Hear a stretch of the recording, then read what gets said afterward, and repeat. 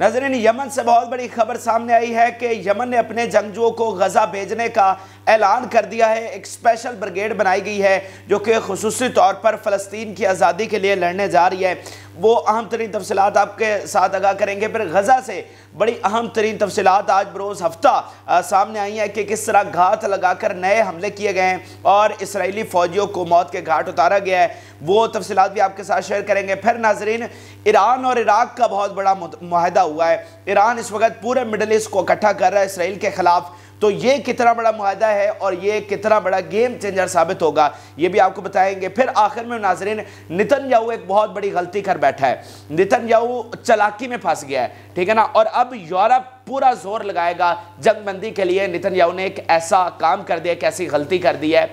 और मिस्र ने चूंकि उसके सामने बिकने से इनकार किया, तो इसलिए नेतन्याहू जो है वो ट्रैप हो गया। तो ये अहम तरीन तफसीलात आज की वीडियो में आपके साथ शेयर करेंगे। जिन लोगों ने चैनल को सब्सक्राइब नहीं किया हुआ, उनसे रिक्वेस्ट है कि चैनल को ज़रूर सब्सक्राइब कर लें ताकि हर आने वाली वीडियो आप तक पहुँच सके। नाज़रीन, सबसे पहले आपको यमन में लिए चलते हैं और यमन से हमारे पास बहुत बड़ी खबर है। एक तरफ यमन मुसलसल हमले जारी रखे हुए है, रेड सी का महाज उसने संभाला हुआ है। बिलियंस ऑफ डॉलर्स का नुकसान इस वक्त इसराइल और उसके इत्तेहादियों को उठाना पड़ रहा है। उनकी जो बड़ी बड़ी कंपनीज हैं वो तबाह बर्बाद होने जा रही हैं, डिफ़ॉल्ट होने जा रही है, क्योंकि नुकसान इतना ज़्यादा हो रहा है कि वो उसको बर्दाश्त नहीं कर पा रहे हैं। फिर अमेरिका ने प्रॉस्पेरिटी गार्डियन शुरू किया, लेकिन वो भी फेल हो गया, कुछ काम नहीं कर सका। पहले घंटे में ही अमेरिका का ऑपरेशन जो है यमन के खिलाफ वो फेल हो गया। ना ही वो रेड सी का मुहासरा खुलवा सका है, ना ही वो ये रूट क्लियर करवा सका है, ना ही इसराइल को तो छोड़ देना, वो अपने जहाज़ यहाँ से नहीं गुजरवा पा रहा, उसके जहाज़ भी घूम के जा रहे हैं। तो उसको ये इकोनॉमिक लॉस जो है वो बर्दाश्त करना पड़ रहा है। लेकिन वो करे तो करे क्या, यूरोप उसका साथ छोड़ गया जो सबसे बड़ा इत्तेहादी था। और वैसे भी अमेरिका जो है वो नेवी के लिहाज से अगर आप कहें तो यूरोप को उस पर बढ़तरी हासिल है। ये अमेरिका पूरी दुनिया में जो कंट्रोल करता है ना नेवीज़ के ज़रिए, वो यूरोपियन नेवीज़ है। यूरोपियन नेवीज़ को बेहतर तस्वुर किया जाता है। लेकिन जब वही साथ छोड़ गए सबसे क्रूशल मोमेंट में, तो अमेरिका अकेले ये जंग लड़ने की सलाहियत नहीं रखता।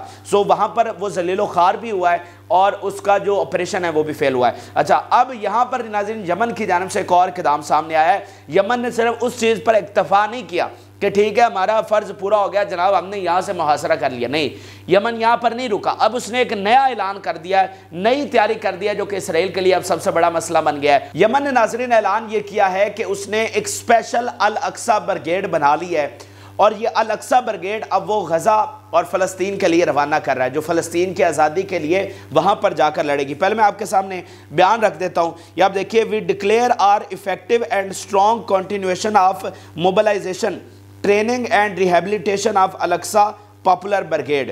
ठीक हो गया जी। फिर दूसरा बयान देखिए, यमन के हौसियों ने ऐलान किया है कि उन्होंने गजा में फ़ौजी भेजने के लिए आम मुतहरिक कर दिया है, ठीक है ना।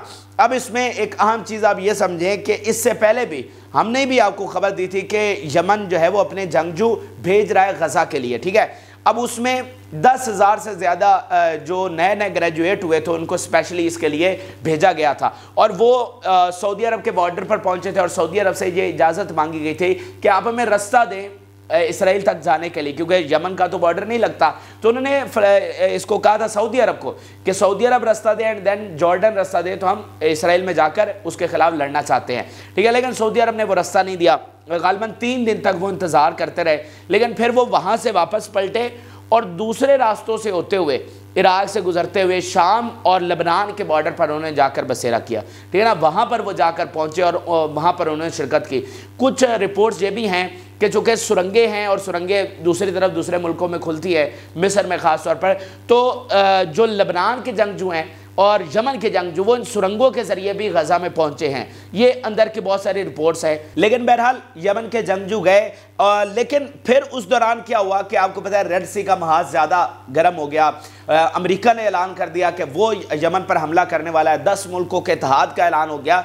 तो फिर यमन ने उन जंगजुओं को वापस बुला लिया कि यहाँ पर अब जंग जो है वो प्राइमरी जंग तो यहाँ पर छिड़ने वाली है, तो वहाँ की बजाय वापस उनको इधर यमन में बुलाया गया। तो अब उन्होंने इंतज़ार किया, यहाँ पर उन्होंने मोर्चे संभाले। लेकिन हुआ क्या कि کہ امریکی آپریشن تو فیل ہو گیا اور اب جو ہے وہ امریکہ کب حملہ کرے گا، وہ اکیلا کیا کرے گا، یہ تو ہمیں نظر آ رہا ہے کہ صورتحال کس طرح سے بن رہی ہے۔ بے شک یہاں ایک کریٹیکل سچویشن ہے، کسی بھی وقت کچھ بھی ہو سکتا ہے، لیکن یمن نے کہا ہے کہ ہم اب اس کا انتظار میں بیٹھے تو نہیں رہ سکتے کہ ہم امریکہ کا انتظار کرتے رہیں کہ وہ کب حملہ کرے گا۔ تو انہوں نے دوبارہ سے ایک نئی اسپیشل بریگیڈ بنائی ہے جو کہ اسپیشلی وہاں پر جا کر لڑے گی، ان کو اب واپس نہیں بلایا جائے گا۔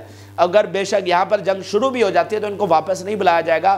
یہ اسپیشل الاقصی بریگیڈ ہے اور ان کو جناب اب وہاں پر بھیجا جا رہا ہے، خاص طور پہ جس طرح اب حزب اللہ کے ساتھ جنگ کا بہت بڑا خطرہ ہے، کسی بھی لمحے یہ بڑی جنگ چھڑ سکتی ہے۔ سو ان جنگجوؤں کو وہاں شام اور لبنان کے بارڈر پر بھیجا جائے گا، اور اگر کوئی موقع ملتا ہے تو وہ غزہ کی سرنگوں میں بھی جائیں گے، اگر کوئی ایسی سرنگ ہے جس کے ذریعے وہ جا سکتے۔ دیکھیں نا کہ اسلحہ تو اسرائیل کہہ رہا ہے کہ ان کے پاس کہاں سے آ رہا ہے، تو اس کا مطلب اگر اسلحہ کے سپلائی لائن ہے تو پھر لوگوں کے بھی ہوگی، تو پھر وہاں سے جو باقی جنگجو ہیں وہ بھی داخل ہو سکتے ہیں۔ اور میں انڈین میڈیا کی اگر رپورٹس آپ کے سامنے رکھوں تو وہ یہ رپورٹ کر چکے ہیں کہ لبنانی اور عراقی اور یہ یمنی جنگجو جو ہیں ان کے فائٹرز وہاں پر پہنچے ہیں، سرنگوں میں، غزہ کی سرنگوں میں یہ پہنچے ہیں، یہ انڈین میڈیا کی رپورٹس ہیں۔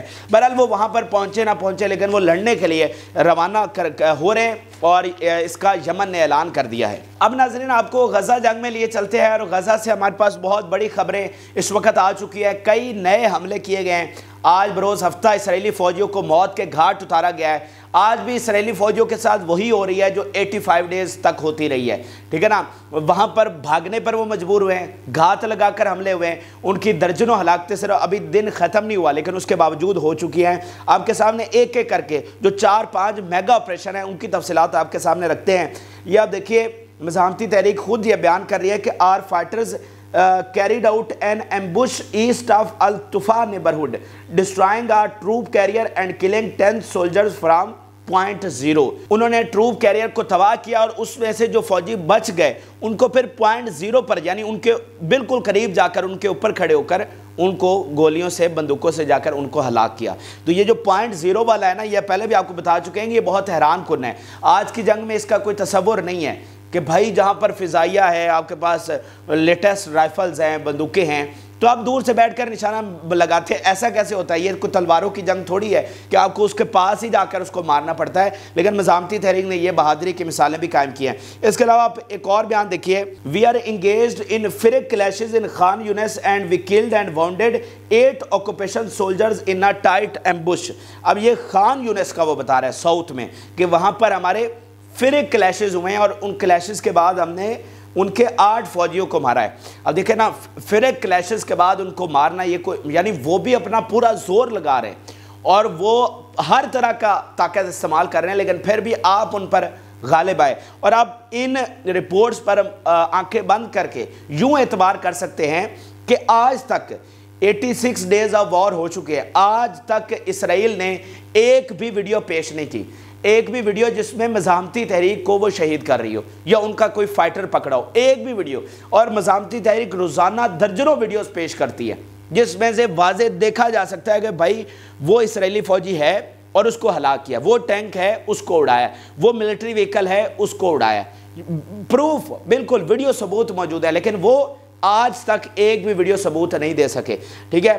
تو اس لیے آج پوری دنیا کا جو میڈیا ہے وہ مزاحمتی تحریک کے ان سارے بیانات پر، تمام چیزوں پر وہ آنکھیں بند کے اعتبار کر رہا ہے اور تمام چیزوں کو ایز اٹ از چلا رہا ہے جیسے مزاحمتی تحریک ان کو بیان کرتی ہے۔ اب ذرا آگے چلیے، جو اگلا ایک حملہ ہوا ہے، مرکبہ ٹینکس کو ناظرین نشانہ بنایا گیا ہے۔ اسرائیلی Merkava tanks were blown up with Shawaz device north of the Bureij refugee camp in central غزہ اسٹرپ۔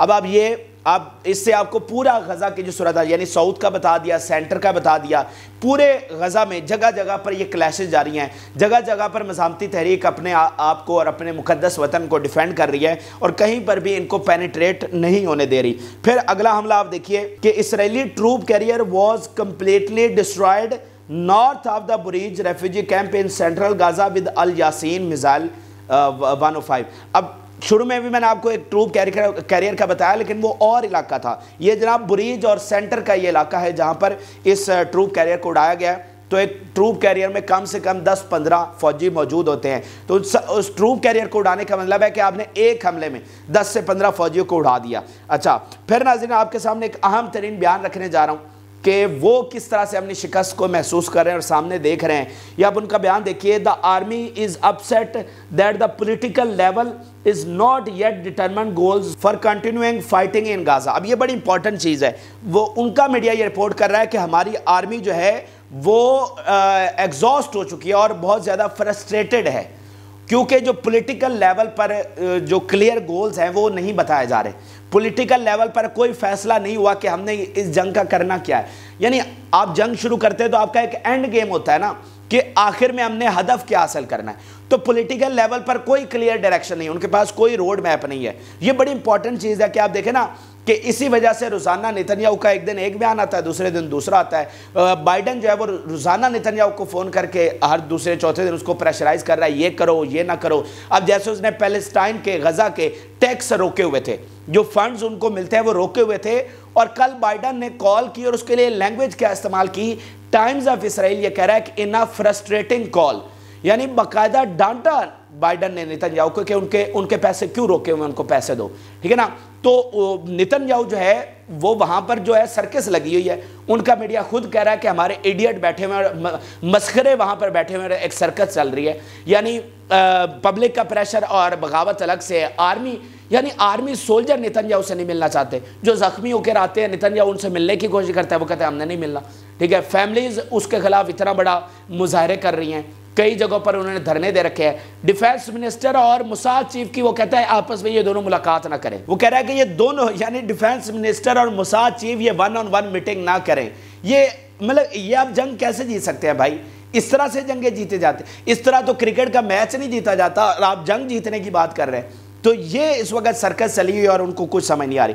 بہرحال اب آگے آپ کو چلتے ہیں. ایران اور عراق کے حوالے سے جو بہت بڑا معاہدہ ہوا ہے جو گیم چینجر ثابت ہوگا اس پوری جنگ میں اور مڈل ایسٹ کے حوالے سے. ناظرین، ایران کیا کر رہا ہے اور خاص طور پہ اس جنگ نے امپیکٹ ڈالا ہے کہ پورے مڈل ایسٹ کو اکٹھا کر رہا ہے. پورا مڈل ایسٹ اب بذات خود یہ سوچ رہا ہے کہ ہمیں اکٹھا ہونا چاہیے. پہلے آپ یہ بیان دیکھیں کہ یہ کتنا بڑا عمل ہو گیا ہے کہ اب major setback for American control over عراق's natural resources. Iran has agreed to help Iraq build its refineries and the two countries will invest in joint gas and oil fields. ٹھیک ہے نا. اب یہ بہت بڑی بات ہے کہ ایران جو ہے وہ عراق کی جو گیس اور آئل کی ریفائنریز ہیں ان کو دوبارہ سے ری بلڈ کرے گا اور اس سے عراق جو ہے وہ بہت زیادہ منافع کمائے گا، وہ اپنے پیروں پر کھڑا ہوگا، اس کی معیشت بہتر ہوگی. اور جو امریکہ یہاں سے نیچرل گیس اور تیل اور پتہ نہیں کیا کیا چیزیں نکال کر یہاں سے یہاں کی دولت لوٹ کر وہ یہاں سے 20 سالوں سے وہ عراق کی دولت لوٹ رہا ہے اور اس کو کوئی پوچھنے والا نہیں ہے. تو اب یہ جو سیاہ دور ہے، یہ جو ظلم کا دور ہے، یہ اختتام ہونے کو آیا ہے. اور اس سے پہلے اگر آپ دیکھیں تو ایران اور شام میں بھی معاہدہ ہو چکا ہے. ایران نے کہا کہ ہم تمہاری جو ریفائنریز ہیں ان کو بھی بلڈ کریں گے. تو یہ سیدھا امریکہ کے لیے تھریٹ ہے. لیکن اس جنگ نے تمام مڈل ایسٹ کے ممالک کو یہ سوچنے پر مجبور کیا ہے کہ ہم ایک دوسرے کے ساتھ کیوں لڑ رہے ہیں، ہمارے اختلافات ہی کیا ہیں. یعنی باہر سے آ کر وہ ہماری تباہی اور بربادی کر رہے ہیں. یعنی آج عربوں کی کتنی کہ وقت دنیا کے سامنے آئی ہے کہ عرب اتنے جوگے بھی نہیں ہیں کہ وہ پانی کی ایک بوند بھی غزہ کے اندر بھیج سکے. اچھا یہ آپ ذہن سے نکال دیں کہ سعودی عرب نہیں چاہتا یا یو اے ای نہیں چاہتا یا کوئی دوسرا نہیں چاہتا. دیکھیں ان کے انٹرسٹ کچھ اور ہو سکتے ہیں، لیکن کیا وہ یہ بھی نہیں چاہتے کہ اندر پانی کی ایک بوند بھی نہ جائے؟ ایسا تو نہیں نہ ہو سکتا. وہ سب چاہتے ہیں کہ یہاں پر جگ بندی ہو، یہاں پر خوراک اندر جائے، پانی اندر جائے، اور وہ اس کے لیے کوششیں بھی کر رہے ہیں. میں آپ کو یقین سے کہہ رہا ہوں یہ تمام ملک اس کے لیے سر توڑ کوششیں کر رہے ہیں، لیکن ان کی وقت اتنی بھی ثابت نہیں ہو سکی، وہ اتنا بھی پریشرائز نہیں کر سکے کہ پانی کے ایک بوند وہ اندر بھیج سکے. پوری دنیا کا آئل مڈل ایسٹ سے جا رہا ہے لیکن وہ 1 لیٹر پیٹرول وہ اندر نہیں بھیج سکے، کہ ایندھن اندر نہیں بھیج سکے کہ بھائی سردیوں کا موسم ہے، ہاسپٹل بند ہو گئے، انرجی وہاں پر، بجلی وہاں پر ہے نہیں. اتنی بھی ان کی وقت ثابت نہیں ہوئی. تو اس چیز نے ان تمام ملکوں کو سوچنے پر مجبور کیا ہے کہ بھائی ہم آپس میں کیوں لڑ رہے ہیں؟ اتنی دہائیوں سے لڑے جا رہے ہیں اور باقی ہمارا فائدہ اٹھا رہے ہیں. پھر آپ ایران کی آپ اس میں اسٹریٹجی دیکھیے کہ 40 سالہ اس کے اختلافات تھے مصر کے ساتھ، اور ایران نے خود فون کیا مصری صدر کو ہمیں اختلافات بھلا کر آگے بڑھنا چاہیے. سعودی عرب کے ساتھ انہوں نے تعلقات بہتر کیے. پھر جو ملک جیسے لبنان، سیریا، عراق اور یمن جو ایران کے انفلوئنس میں ہیں، ان کی تو پراسپیرٹی کے لیے، ان کی بہتری کے لیے، ان کی خوشحالی کے لیے ایران پورا زور لگا رہا ہے، پوری کوشش کر رہا ہے کہ ان کو اپنے پاؤں پر کھڑا کیا جائے. کیونکہ ایران کو سمجھ آ گئی ہے کہ اگر خاص طور پہ عراق اور شام یہ اپنے پیروں پر کھڑے ہو جاتے ہیں تو یہ مڈل ایسٹ کی پوری تقدیر بدل سکتا ہے، ٹھیک ہے۔ یہ پورے اب دیکھیں نا شام کتنا امپورٹنٹ کنٹری ہے، یعنی دنیا میں، یہ بڑی امپورٹنٹ بات آپ کو، دنیا میں جو سب سے پرانی تہذیب ہے وہ شام میں پائی جاتی ہے، یعنی اگر دنیا میں تہذیب کا آغاز شام سے ہوا تھا، یہ اتنا امپورٹنٹ کنٹری ہے، تو اس کا حشر آپ نے کیا کر دیا؟ آپ نے کتنے مقدسات جو مزار ہیں ان پر بم گرائے ہیں، اس کو کوئی پوچھنے والا ہے؟ آپ ان کے ذخائر لوٹ کر لے گئے۔ تو اس چیز نے ایک فائدہ تو یہ کیا ہے کہ مڈل ایسٹ کو اکٹھا کر دیا ہے، مڈل ایسٹ کو سمجھ آ گیا۔ اور یہ آپ پھر ایران کا ایک اور بیان دیکھیے، commander of the Quds force in the revolutionary guard the Zionist entity and its successors America have failed to achieve any military achievement since the start of war. وہ کہہ رہے ہیں کہ امریکہ جو ہے وہ پوری طرح سے اس جنگ میں فیل ہوا ہے۔ اچھا، یہ ایران اور اس کی ساری اسٹریٹجی تھی۔ اب میں آپ کے سامنے نیتن یاہو اور جو وہ بڑی غلطی کر بیٹھا ہے، اپنی چلاکی میں وہ پھنس گیا ہے، وہ آپ کے سامنے رکھنے جا رہا ہوں۔ پہلے آپ کے سامنے میں وہ بیان رکھتا ہوں کہ نیتن یاہو نے غلطی کیا کی ہے۔ ناظرین، Netanyahu says western countries must absorb Palestine refugees. اب یہ بہت بڑی چیز ہے، بہت بڑی، یہ اتنی بڑی چیز ہے، میں آپ کے ساتھ آج آپ میرا یہ بیان ریکارڈ کر کے رکھ لیں۔ اس بیان کے بعد جو نیتن یاہو نے غلطی کی ہے، پورا زور لگائے گا، یورپ پورا زور لگائے گا جنگ بندی کے لیے، اور آگے آنے والے چند دنوں میں آپ کو جنگ بندی کے لیے پورا، مجھے لگتا ہے کہ جنگ بندی ہو جائے گی اس عمل کے بعد۔ اور بھی بہت سارے عوامل ہیں، ساری باتیں ایک چیز کے لیے ایک عمل تو نہیں ہوتا، بہت ساری چیزیں اکٹھی ہو رہی تھی، لیکن جہاں بہت ساری چیزیں اکٹھی ہو رہی ہوتی ہیں وہ پھر ایک ایسی چیز آتی ہے کہ وہ سب کو سپورٹ کرتی ہے اور اس عمل کو، اس ٹارگٹ کو اچیو کرنے میں۔ تو یہ وہ والی جو اگنائٹ کرتی ہے، جو اس کے لیے فیول ثابت ہوتی ہے، تو یہ والا جو عمل ہے نا، یہ اتنا بڑا عمل ہے کہ یورپ اس کے بعد نہ اسرائیل کی مدد کرنے والا ہے اور وہ ٹل لگائے گا اب جنگ بندی کے لیے۔ اس کی وجہ کیا ہے؟ آپ دیکھیں کہ جنگ تم کر رہے ہو، تباہی تم لے کر آ رہے ہو، اور جو مہاجر ہیں وہ یورپ قبول کریں۔ میں ان کے اینگل سے بتا رہا ہوں، صحیح غلط کو چھوڑ دیں، تو وہ کیوں قبول کریں؟ یعنی وطن فلسطینیوں کا ہے، تم ان کو نکال کر یورپ کے حوالے کر رہے ہو۔ پھر اگلی بات سمجھیے کہ آپ نے آج تک یورپ کو اور وہاں کے عوام کو کیا بتایا؟ کہ فلسطینی دہشت گرد ہیں، یہ بتایا نا یورپ کے لوگوں کو۔ تو آج تم کہہ رہے ہو کہ یہ دہشت گرد تم نہیں رکھ سکتے، اور یورپ کو کہہ رہے ہو کہ تم لے لو۔ یعنی یہ کتنی مضحکہ خیز بات ہے کہ 75 سال آپ جن کو دہشت گرد کہتے رہے، آج یورپ کو کہہ رہے ہو کہ وہ دہشت گرد تم اپنے پاس رکھ لو۔ تو یہ کیسے ہو سکتا ہے؟ تو یورپ کو اس کے بعد، اس عمل کے بعد، اور ان کی حکومتوں کو، عوام تو پہلے ہی خلاف ہے نا، عوام تو پہلے ہی ان کے سامنے حقیقت کھل گئی ہے کہ اسرائیل کی حقیقت کیا ہے، اور جو ظالم ہے وہ اسرائیل ہے اور مظلوم فلسطینی ہے، اس لیے وہ فلسطینیوں کے ساتھ کھڑے ہو رہے ہیں۔ لیکن حکومتوں کو سمجھ آ گئی ہے کہ بھائی یہ بحران جتنا بڑھے گا اس کا نقصان امریکہ کو نہیں ہوگا، اس کا سب سے زیادہ نقصان یورپ کو ہوگا۔ ایک تو امیگریشن کی صورت میں، یہاں سے امیگریشن ہونی ہے، کیونکہ یہ جنگ اسرائیل کی جنگ تو نہیں رہے گی، یہ مڈل ایسٹ کی جنگ بنے گی، مڈل ایسٹ سے پھر افریقہ پہ یہ داخل ہو سکتی ہے، تو پھر یہ یہاں سے ساری جو امیگریشن ہوگی وہ یورپ میں ہوگی۔ یورپ کا سب سے بڑا مسئلہ وہ امیگریشن ہے، ٹھیک ہے۔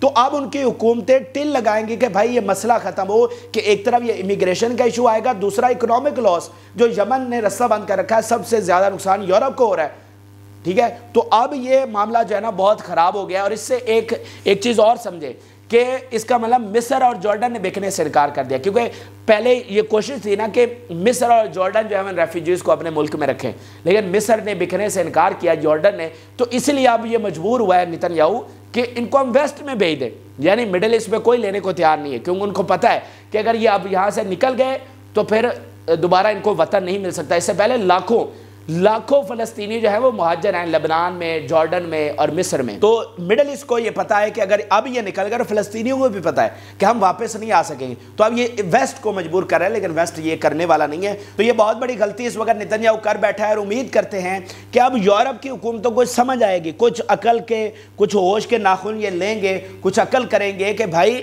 اس جنگ سے تمہیں نقصان ہو رہا ہے۔ میں آپ کو بتاؤں، اس جنگ کا جو سب سے بڑا لوزر ہے نا، وہ ایک تو انسانیت اور اس کے بعد یورپ ہے، کیونکہ یورپ ہی کہتا ہے کہ ہم سب سے، اس وقت دنیا کی جو سب سے بڑی تہذیب ہے وہ یورپین ہے۔ جناب یورپ کی تہذیب جو ہے وہ دنیا پر حکمرانی کر رہی ہے، یورپ کی تہذیب کو دنیا کو اپنانا چاہیے، جو نہیں بھی اپناتے۔ آپ رشیا اور چائنا کے خلاف بھی یہی آرگومنٹ دیتے ہیں کہ ہماری تہذیب کو اپناؤ، ٹھیک ہے نا، یہ سب سے بالا تر جو تہذیب ہے وہ ہماری ہے، تو یہ تمہاری تہذیب ہے۔ آج دنیا کو پتہ چل گیا کہ تمہارا اصل چہرہ کیا ہے، ٹھیک ہے، حالانکہ آپ ان کے ملکوں میں جائیں تو وہاں پر واقعتاً ہیومن رائٹس اور بڑی مطلب شاندار یہ ملک ہے سارے یورپین کے، اور لا ہے وہاں پر، قانون کی حکمرانی ہے، انسانیت کی قدر کی جاتی ہے، انسانیت تو کیا جانوروں کی قدر وہاں پر کی جاتی ہے، یہ حقیقت ہے، وہاں کے لوگ بہت اچھے ہیں۔ لیکن ایز اے ہول آپ نے دنیا کو اب کیا دیا ہے؟ اس سے پہلے دنیا آپ کی مطرف رہی ہے، اب دیکھیں نا کہ یہاں سے سب کا رجحان کس طرف ہے؟ ویسٹ کی طرف ہے نا۔ ہم سارے، ہماری کوشش ہوتی ہے کہ ہم ویسٹ میں جائیں، یورپ میں جائیں، ٹھیک ہے، لیکن آج آپ دنیا کو کیا دے رہے ہیں؟ آج آپ کا چہرہ دنیا کے سامنے کیا سامنے آیا ہے؟ تو سب سے بڑے لوزر تو آپ ہیں۔ یہ آج ان کی حکومتوں کو سمجھ آ رہی ہے کہ ہماری تہذیب بھی گئی، ہم اب کس منہ سے ہیومن رائٹس کی بات کریں گے؟ جب آج دیکھیں نا کہ یوکرین پر بمباری کل کی ہے رشیا نے، تو بڑا ہنگامہ مچا ہوا ہے یورپ سے لے کر امریکہ تک، لیکن کون سنے گا آپ کی ان باتوں کو؟ کون سنے گا؟ وہاں پر بھی لوگ، سوشل میڈیا بھرا پڑا ہے کہ بھائی یوکرین کی جگہ پہ آپ اسرائیل لکھیں، یعنی رشیا کی جگہ پر اگر آپ کہتے ہیں کہ رشیا ظلم کر رہا ہے تو اس کو ذرا ریپلیس کر کے وہاں پر اسرائیل بھی لکھیں کہ اسرائیل بھی ظلم کر رہا ہے غزہ پر۔ ادھر آپ نہیں لکھتے اور ادھر لکھتے ہیں تو دنیا آپ کی مانے گی؟